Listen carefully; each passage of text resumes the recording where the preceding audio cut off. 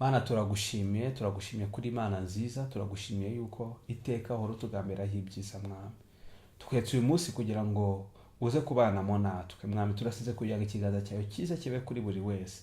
By'umwihariko mwami, nsengeye ingo zifite ibibazo mwami, umugore n'umugabo batumvikana mwami, abantu mwami bakundanye bakabana ariko Satani akabibamo urwanga, akabibamo amakimbirane mwami. Uyu munsi akaba ari hafi no gukora divorce, uyu munsi mwami akaba batumvikana, batakivugana mwami, akaba nta kintu na kimwe bagikorana hamwe mwami.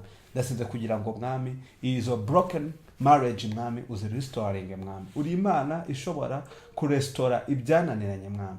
Ndasabye mwami kugira ngo izi ngo zihura n'ibi bibazo mwami uziteho mwami, uzigendere, abana be kuba victime mwami, abana be kugira ibibazo kubera ababyeyi batumvikana mwami. Ni wowe Imana ishoboye mwami, mfatanyije na bene data kwingingira izi ngo zifite ibibazo mwami, kugira ngo uyu mwanya bamaze bakundana udapfa ubusa, ibi babashije kugera hamwe bari kumwe mwami bidapfa ubusa, ahubwo mwami wongere mwami ubahe ndetse urukundo rurenze rwo bafite mbere. Urakoze mwami ko ukoze restoration muri zino mariage zifite ibibazo, mu izina rya Yesu Kristo, amen.